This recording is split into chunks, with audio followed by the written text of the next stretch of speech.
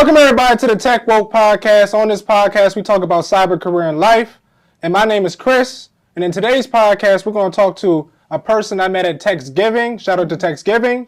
She has about 15 years of a cybersecurity experience. She's a cybersecurity SME, cybersecurity engineer, also did digital forensics and network forensics. And she also owns her own government contracting business, Scitech Solutions. Without further ado, we're going to talk to Huralain Mohamed. Hello. Hey, everyone. Thank you for having me. That was a great intro. I got you. Yeah, it's good having you. Thank you. You just hopped off the plane and you're here. You tired? A little bit, but not really. I thought it'd be a little more tired, but the jet lag hasn't hit me yet. But I haven't hit you yet. No. I would have been knocked out. Yeah, I just came back from Saudi Arabia for everybody wondering. Oh, Saudi Arabia? Okay, that's good. Thank you. So, Huralain, tell me about your early life, around high school time.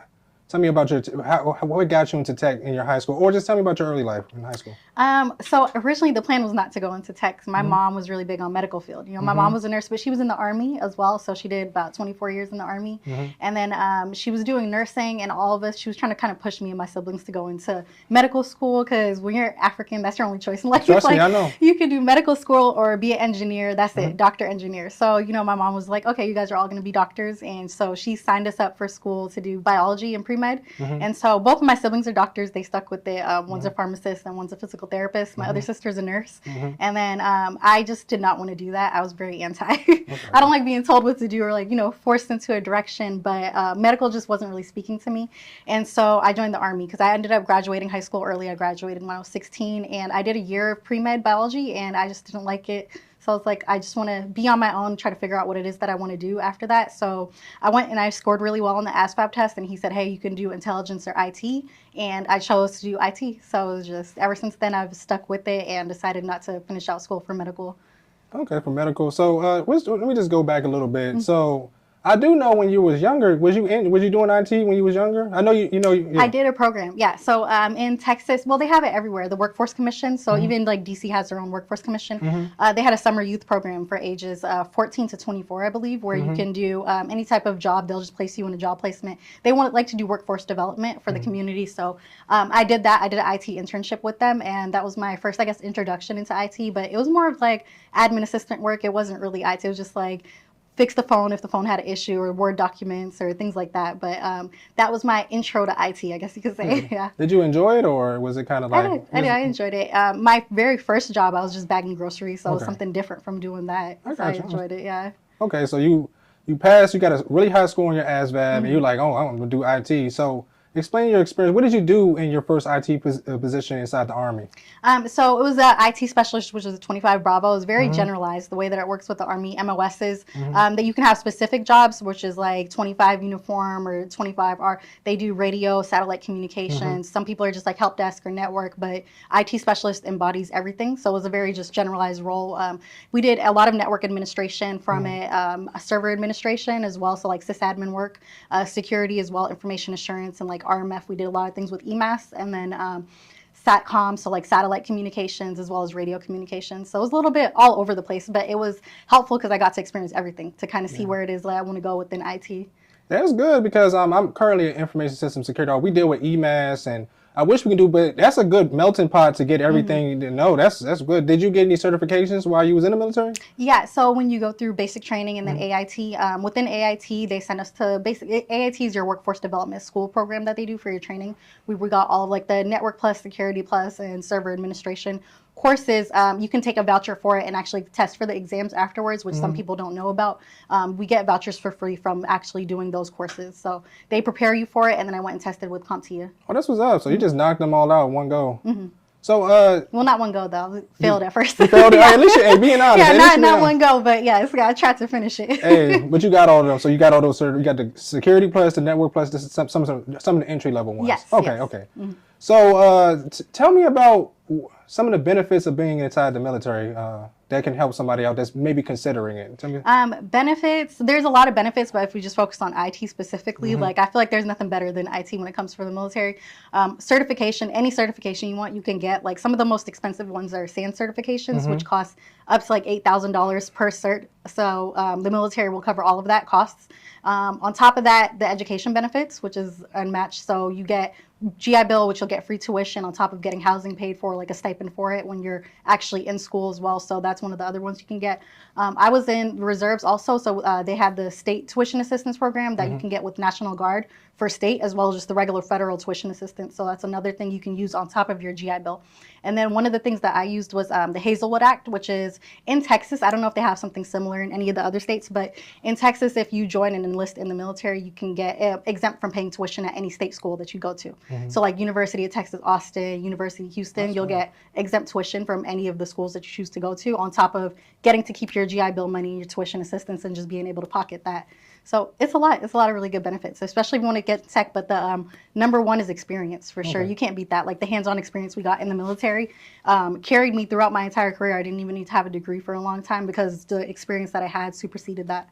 Okay, that's what's up. Also, can you touch on this? You said all the great benefits, but the main one I want to touch on is the security clearance. Can you talk about the value of it? I didn't even touch on that one. I completely forgot. The clearance is another one. So the security clearance is something I didn't understand when I was going in, because I was 16 when I joined. So I'm sorry, 17. So I didn't really even understand what a clearance was, and my mom filled out the paperwork for me to get it. So at the time when I was going in, I didn't understand the value of it. People would just say, hey, you can use this to get a job when you get out. But it's really about just being able to have access to certain information that other people don't. And in cybersecurity, we are securing that information. So it's very important to be in a role where you can be cleared to be able to secure that. There's also more pay for it when you get out of the military, and also the roles when you're in the military as well too. But getting out of the military, if you want to work in a government contractor, if you want to work for like a federal agency, having that clearance helps, because you're not going to look to be able to get sponsored for it, which a lot of people, that's kind of an issue that they get into if they weren't prior military, of finding a company to be able to sponsor them, because you can't get it on your own. Okay, that's good. Can you kind of touch on some of the levels of security clearances, just so the audience will know? Yeah, so with the there's unclassified and classified, but when classified, there's public trust, which is just like the basic level. Then it goes to secret, top secret, and then within top secret, they have certain need to knows. So like SCI, secret compartmentalized information. They have SBBI, and then they have what is it called for the White House? I'm drawing like whiskey. I'm sorry, Yankee White, Yankee White clearance for the White House. So that's the quote unquote top level. But if you have access to the president, then that's what you're going to have to get. So just to transition. So what did you do after the military? So you did your military time. How long did you do? How long was you in the military? 6 years. 6 years. So you did 6 years. So what was your plan after? So after I got out, I was like, okay, I'm going to go to school. And then I was trying to do pre-med still. So I was just like still stuck with that. I was like, let me just try to do pre-med, making my mom happy. But I did it for 2 years and I didn't like it. I was still working IT at the time, though, at a hospital, which was St. Luke's Health. They got bought out by CHI, Catholic Health Initiatives. So I was working with them. And then there's another IT staffing agency called Insight Global. So I worked with them for a little bit, too. And then decided that I didn't want to continue to pursue that for school, and changed it, and then ended up going to the cybersecurity route instead. Okay, so what were the type of roles you were doing in those two, one Inside Global and the other one? Literally like worked it from the bottom up, because I did that for about 4 years. But I did starting off with help desk, and then went off to system administration, vulnerability management, and then cybersecurity engineering, just basic SOC analyst work. Okay, so you started from the bottom. The bottom. Can you explain to the audience that's listening the benefits of doing a help desk? Because sometimes it can be frowned upon, but some of the benefits of working help desk, system administrator, just some of those roles. What skills can you learn from those? A lot for sure. So like help desk, number one is troubleshooting. You're going to be also customer front facing. So that's something that is really helpful when you're going to be in an IT career. A lot of it is also customer front facing. Things like system administration, people don't realize that all of that is also part of cybersecurity. So if you look at like the NICE framework, they have different areas of cybersecurity. So like operate and govern is where help desk, sysadmin, network admin all fall under with cybersecurity, which are the front line of defense. So like MGM got hacked recently. We'd heard about that. And with MGM, the help desk was the main entry route into the company, that they were able to just call up and say, hey, I'm a user, I need my password reset. So help desk is going to be front line of defense when it comes to cybersecurity. A lot of people don't understand and see that. So it's really important. And then sysadmin, when I was sysadmin, we were doing things like I was writing PowerShell scripts or bash scripts, and whenever we wanted to get all of the images on all of the PCs, which is really helpful. Now I know how to read PowerShell scripts because of that, so I can see when those scripts are being used maliciously in the log. So it's the same thing. We're seeing the same like Windows user accounts being logged into, PowerShell scripts being used for malicious purposes. Those are the logs that security personnel are reading, which is what you're going to be seeing as a help desk or sysadministration personnel, especially like Active Directory. If you're working on help desk, you go and reset a password through Active Directory. I'm able to see that as a security personnel, and I can say, hey, this password has been reset 100 times within the past hour, versus it being reset manually by a person should have only been one time. So we'll know a brute force attack is happening because of that. Things along those lines. So it helps set you up to have a holistic understanding of cybersecurity in the long run versus somebody who didn't do that. They might not necessarily understand what it is they're looking at. Okay, that sounds good. Yeah, and that's it's good. Like you said, it's a good starter, and to slowly get to the. Especially everybody want to be a SOC analyst now, so just can't do that. It's better to start from the bottom. Now you're here, you know. Yeah. So I completely agree. Mm-hmm. And that's the thing. People have like this misconceived notion sometimes where it's like, oh, I'm just gonna come in 6 weeks, do a boot camp, get 6 figures right after. Like, you need to also put in the work, and it's like a lot of learning too. A lot of learning, a lot of responsibility within cybersecurity. So there's a lot of good money in it, but they have to be willing to pay you if they know that you're going to actually do what you're asked and tasked to do. Okay, so you did all these. You did these roles. What was next after that? Are you still in school? Government contracting. Yeah. Okay. Yeah. So actually, I finished school. Not finished, but I actually dropped out of school for when I was doing the pre-med at University of Houston, and that's when I decided to do online schooling. So that's when I switched to doing online school, and then got into government contracting. And the first one that I went to was New Mexico. Okay, so you got into because I just to pedal back. Did you focus on government contracting coming out of school? I mean, okay, you did the positions. Did you at one point say I didn't want to do this no more, or you? Yeah, no, I wanted to do government Oh, you always wanted contracting. to do it? I've Okay. always wanted to do it, but it was kind of just like iffy about it. I was like, let me finish school first, and I put a lot of focus into just doing school because my family's always like really big on education. But afterwards, I was like, no, I'm just gonna stick to government contracting. I've been working IT, but that was all of like the enterprise side. It wasn't actually with government contracting IT, so I wanted to switch back to that. And then my clearance lapsed. That's when I learned about, the importance of a clearance, because the clearance that I had while I was in the military ended up lapsing since I wasn't using it out of school. So I was out of the military and I wasn't in a role that requires it. So after 2 years, that's when it gets inactive. And so I found a company that was willing to sponsor me. So that's when I ended up moving, which was Jacobs Technology, to New Mexico. Okay. And they re-sponsored me for a top secret clearance. Oh, that's what's up. So you just went and got, hey, anybody trying to get a clearance, hey, go down to New Mexico, Yeah, AC. yeah. Yeah. Which a lot of people don't realize. There's a lot of companies that are willing to sponsor, but it depends where you're willing to go. So like New Mexico, Arizona, places that are like quote unquote unsexy that people don't really want to go live in. Very easy to get sponsored for a clearance in those places. Overseas too, if you're willing to travel overseas, like Kuwait, Bahrain, any of like the Middle East, even like Europe as well, they're willing to sponsor for clearances out there also. And not even for IT personnel, just for like all jobs, whether you want to do like physical security, be a janitor, you can go get your clearance and then come back and work in the States. Okay. And also too, I think another route that I see a lot of people in this area do, they go to physical security route to see if they can, is that a good route to go? Yeah, excellent. Anything that's going to get you the clearance, but go for a top secret, like, go for the highest one. So top secret is probably what people need to focus on. Yeah, Okay, that's good. But there's a lot of secret clearance as well that you can get. Any clearance is good. It's better than not having clearance. But if you have the ability, go for the top, or always try to get the clearance that you have upgraded to whatever is above it. Okay, so you're in New Mexico. What are you doing in New Mexico? So I was the IT site director there, and then also the a director. cybersecurity lead for the vulnerability management team. Okay, vulnerability management. And just to dive into vulnerability management, can you explain what are you doing for the position?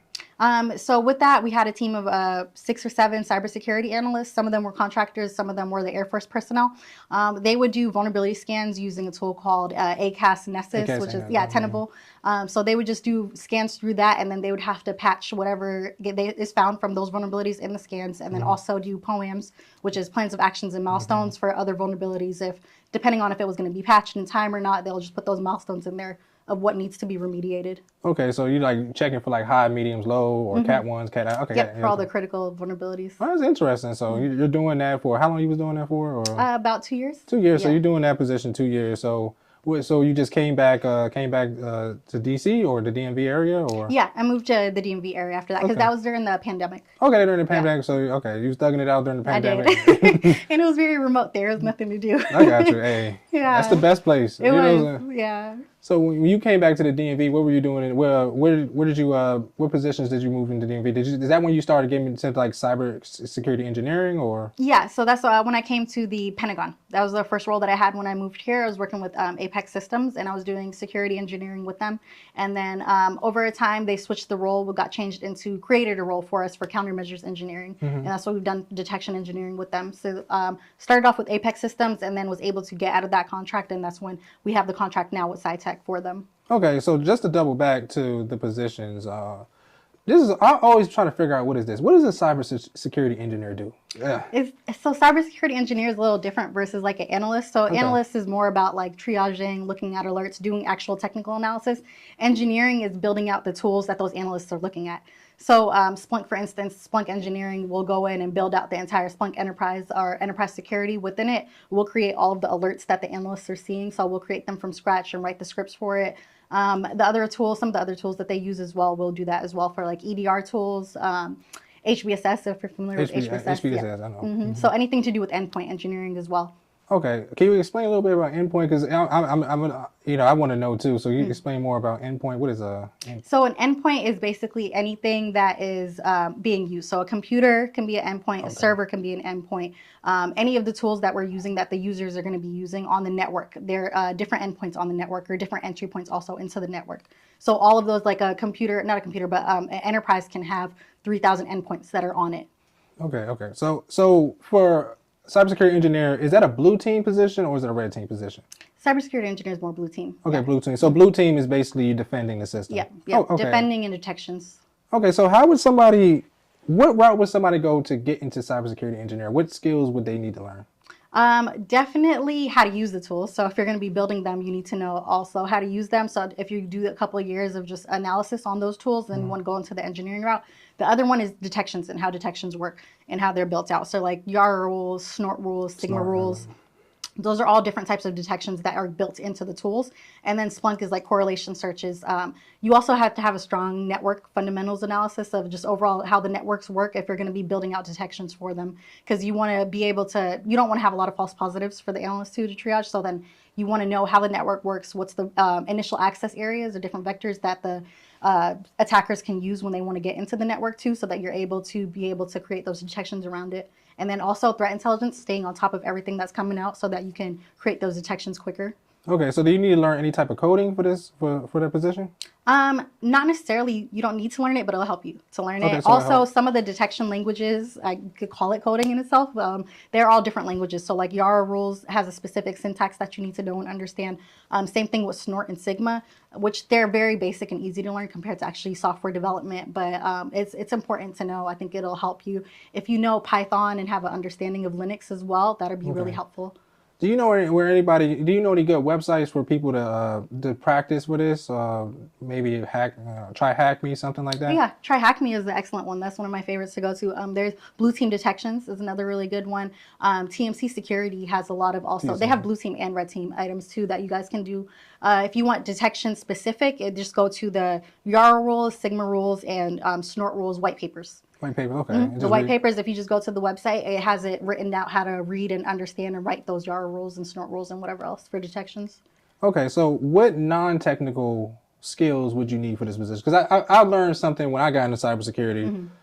I thought, like, when I used to be a project manager. So when I got in, it's like a whole thing you follow. Like, it's a cut and dry paper. So, like, I had to learn once I get into cybersecurity, you got to kind of use your brain. So what non-technical skills would you probably need for this position? Number one, definitely just know how to talk to people, being a personable person. That's something that's missing for a lot of IT personnel. You know, they're like, especially the ones that are very technical, sometimes they don't really know how to foster the communication when it comes to people. So they'll just like be a little bit rude or just expect you to know something. There's like a kind of a gatekeeping attitude where if you come in and you're new and you don't really understand, I'll just brush you off. I don't try to help you. So if you're a personable person and it's like, hey, you're willing to help everybody that comes and you're a team player, that's going to get you far for sure. That's definitely going to get you far and that'll be noticed. Also communication skills, again, is number one. Documentation, everything we have to write. So if you know how to do technical documentation, writing SOPs, writing emails, and then being able to take really hard technical things and explain it on a level that's a little bit more high. If you're talking to like stakeholders or you're talking to someone who doesn't understand, that's something that's also important to learn how to develop.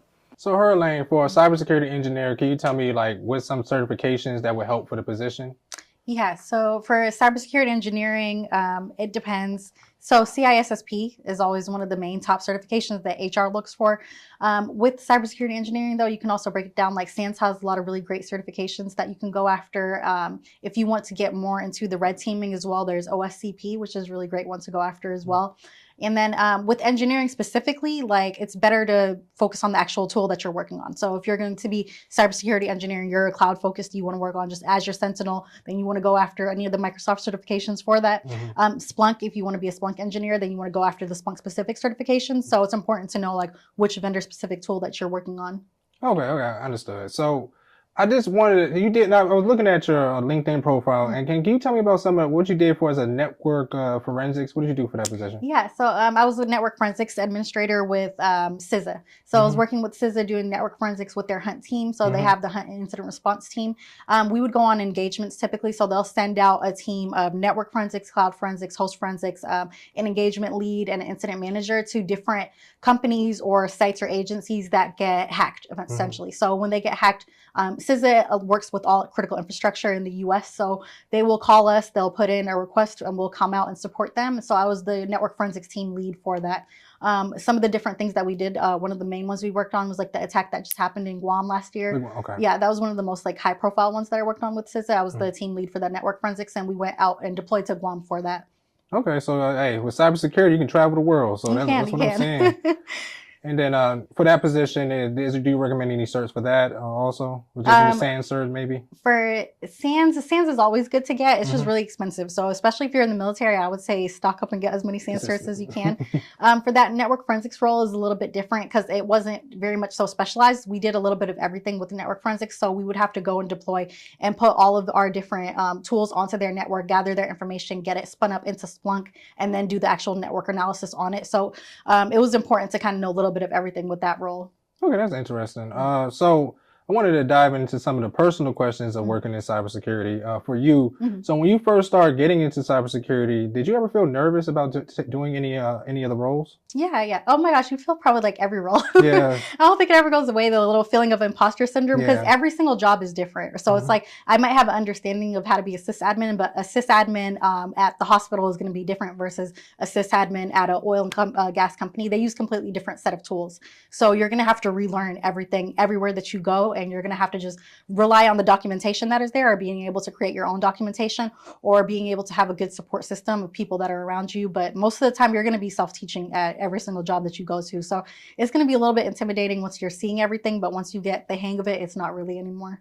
Yeah, because even with me, I'll be sitting on the meetings and I'm like, why did they pick me for this role? I'll be having some imposter syndrome. I'll be like, how did I get here? So trust me, I feel the same way sometimes. Yeah, and you're always going to feel like that, but it's nothing that sets you apart from anybody else. You're there because you deserve to be there. You put in the work, and it's just a matter of believing that. And then also, I take time to study too outside of work. So if I don't understand something, I'm going to be outside of work studying, especially the first couple of months, so that I can actually make an impact while I'm there, because you still want to add value to the company at the end of the day. Okay, so also too, and just to tab on that, so how did you grow your career? Is it by self-studying, always staying on top of everything? So how did you grow your cybersecurity career? Yeah, majority of it has definitely been self-studying, and then also just surrounding myself with the right people. Whenever I'm at a new job, typically you'll see who the go-to person is for questions, right? So you'll see who everybody's going to that has the answers. Usually it's someone who's been there a very long time, or it's someone who's very technical. So that's the person who I like to kind of learn things from. I'll just kind of attach to them, be like, hey, understand their thought process, understand how they troubleshoot. And then typically they're very helpful if they see that you're wanting to learn and want to actually, have a thirst for the knowledge. They'll teach you everything that they know. So that's been really helpful as well too.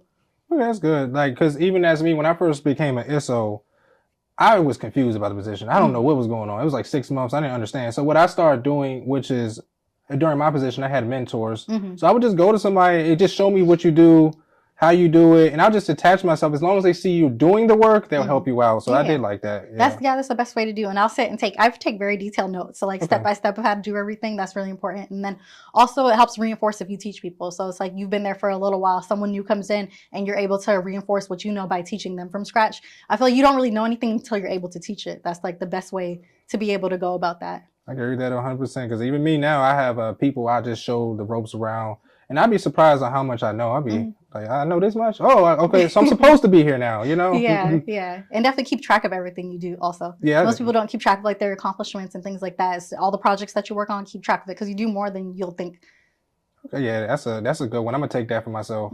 You should. So how's it like being a Black woman in tech? How's it treating you? I love it. I mean, now especially there's so much more of us. Like it's definitely like I just earlier today had. Are you familiar with Baddies in Tech? They have a build-a-thon hackathon going on this past 2 weeks. So I did a workshop with them and just seeing all the women that are there, and especially after I don't know if it was just post-pandemic, there's been a surge of not just Black women but Black people in general in tech. So it's created a different space from when I first came into it. It was very like secluded and like you didn't really have a lot of people that were apart from the ones that you work with directly that were in the field. So now we get things like Techsgiving, Afrotech, Baddies in Tech has their conference, Render ATRL, which is for software engineers. Just having that type of community is really just, it's powerful, it's beautiful, and we're able to help and give back to each other. So I love it now. Even I loved it before too, but even now so much more. Yeah, me too. I went to a couple mixers. I think it was Black in Tech recently, Black Men in Tech or Black in GovTech. Black Men in Tech. Yeah, they're a great one. So I went to a mixer and I see so many Black women there. It's more women than men at some of these events. So it's definitely growing. But can you double down on like how's it like to work as a woman in the tech field? Do you feel dominated by the men, or are you the only person in the meetings? You're always gonna feel like that, especially as a woman, and then especially as being Black. So a lot of people in leadership. There's not even a lot of Black people in leadership, and there's very few Black women that are in leadership positions. So you kind of feel like obligated to be one of the ones that has to get there, so that you can help pull other people up into those roles. That's one of the things where it's like when I was able to actually hire people into roles is when I felt the most impact that I was able to make as a Black woman in tech and be able to get people that look like me into those roles. But from what I've experienced, I haven't really experienced anything as far as discrimination wise, but what I've seen is that there are not malpractice, but like misappropriated funds or things like that when it comes to companies, how they treat certain employees. Especially we don't really know how to ask for like what our worth is. So I wasn't taught that at a young age. I was getting like almost 70,000 in a role that I could have got 200,000 in, but I didn't know what to ask for at the time. So things like that where nobody's really going to tell you. You don't really have anyone to look out for you and say, hey, this is what you should be asking for, versus now I'm able to do that for other people. But it's just a matter of doing your research, making sure you do market research and stay on top of things, and then also know your worth and be willing to ask for that. Yeah, even for me, I was trying to do a role recently, and I know I'm the best person for the role. So they was kind of lowballing me, asking for like maybe 120 or something like that. And I'm like, dude, like if you really want me, like pay me the money. I'm just pay me the money. I'm like, listen, I can run this whole program, just pay me the money. So and they have the funds, which is crazy. They have it. It's not coming out of your pocket at the end of the day. They have the funds available. And what a lot of people don't realize too, with government contracting, everything, you can see all the contracts that are awarded. So you can go and look up the contract that's awarded, how much is getting set for the role that you're in. They call it billets and different labor categories. So you can see what the government is paying that company for the seat that you're in, and you can see how much you're making off of that. And a lot of times it's double, triple, whatever else that they're getting on top of what you're making. So it could be better sometimes just cut out the middleman and go directly for the roles that you want yourself. Yeah, definitely. You'll be surprised how much they charging. Oh yeah. Some positions like 300 an hour, sometimes 400 an hour. You gotta do your research. Yeah. And they got it. They're trying to penny pinch. Yeah. That happens a lot. You'll see that a lot. So for entry level salary in cybersecurity, what would somebody be looking at?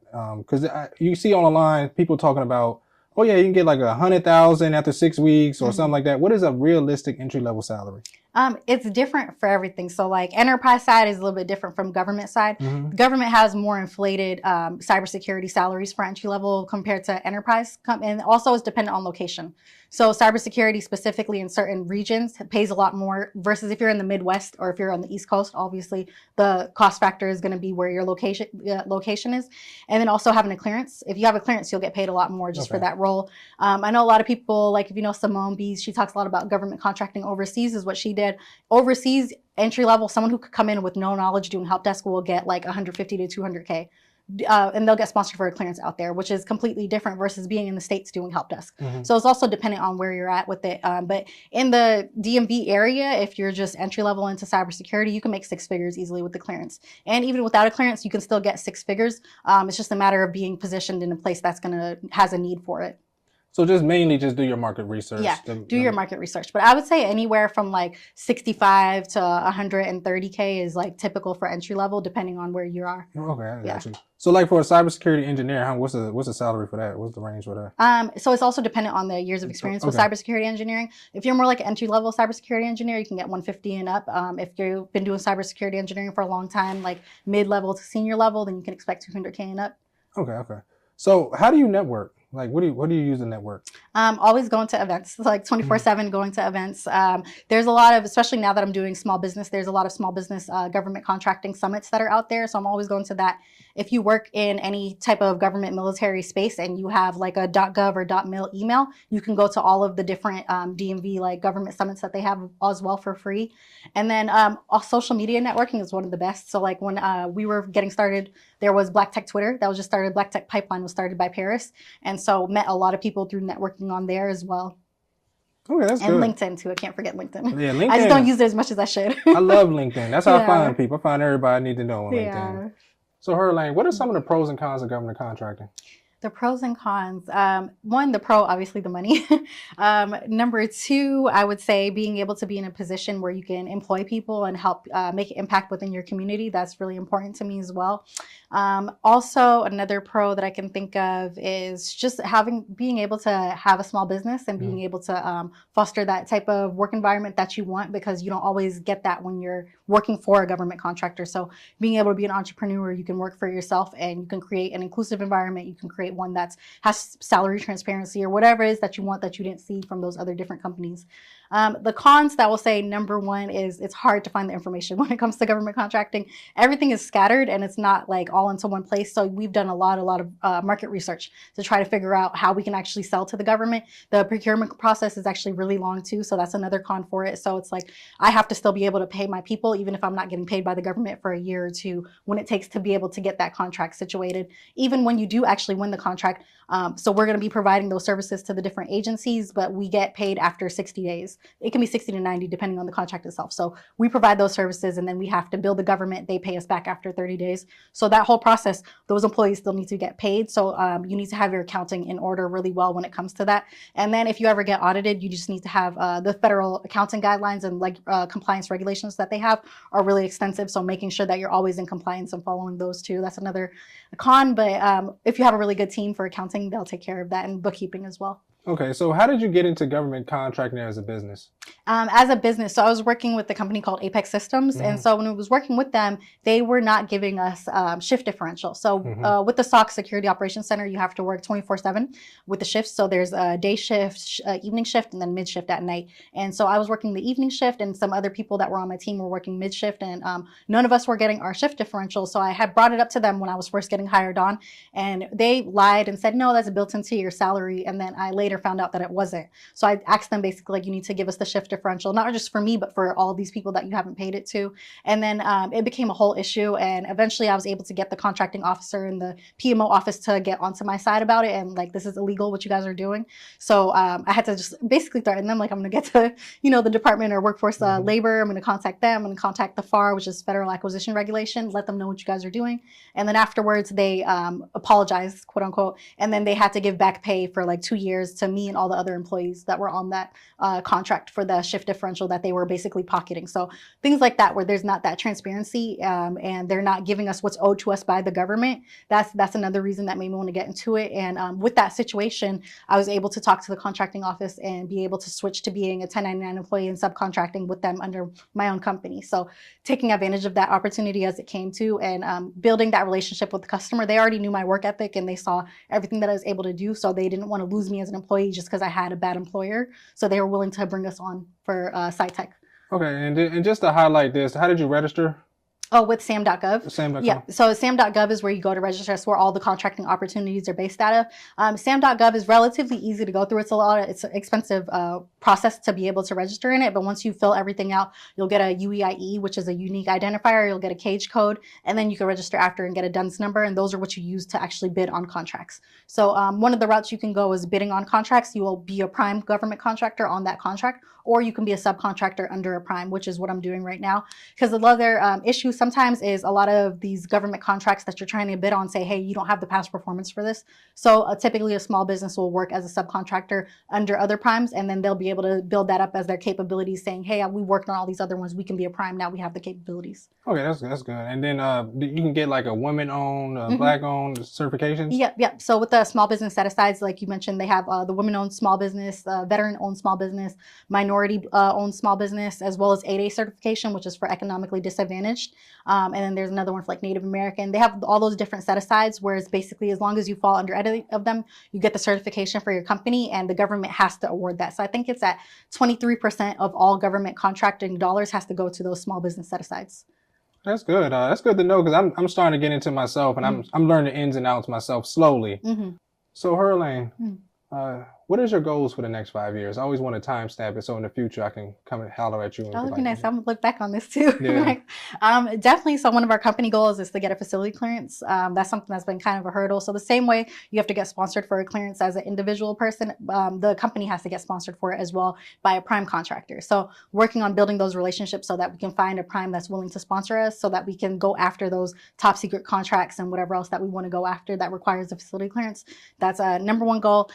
Number two, I don't know if it's a little risky for the next 5 years, but I definitely want to build it to like 100 employees. Maybe that might be like a 10-year goal, but if we can get to 100 employees, I'll be really happy with that. That's another one of our goals. So we just started Cytech Academy, which is a nonprofit portion of Cytech Solutions. So we want to be able to give back to the community.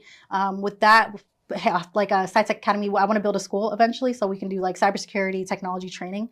That would be like 100% free and funded fully by the government. That's another one of our goals too. I can't wait to see it. I'm definitely going to be checking that. Hey, I might need a job too. Yeah, of course. Well, hit me up. I'll let you know. You'll be the first to know. I got you. So, Huralain, where can people find you? So on LinkedIn, for sure, you guys can always hit me up on linkedin.com/huralain.m, and that's HURALAINM. And then Instagram, all Cytech Solutions, and also Life in Huralain. They can hit me up there, as well as email and number. I can give you that so you can put on the contact information for YouTube so they can also reach out if they have any questions. So thank you, Huralain, for everything. So you got to pay some bills. Check out the Tech Woke newsletter. We're going to release a newsletter every month, and it's going to have more condensed interviews with people in cybersecurity. Subscribe to the podcast on all platforms. Also on the Cash App, hey, if you want to donate, the Cash App is going to be in the description in case you want to donate. We're going to keep it going no matter what, but any donation will help out. And also subscribe to YouTube, subscribe to the channel, like the video, and also comment down below, and also share it to anybody that's interested in getting into cybersecurity. That's pretty much it, everybody. Thank you for watching the Tech Woke podcast. Peace out. I'll see you on the next one.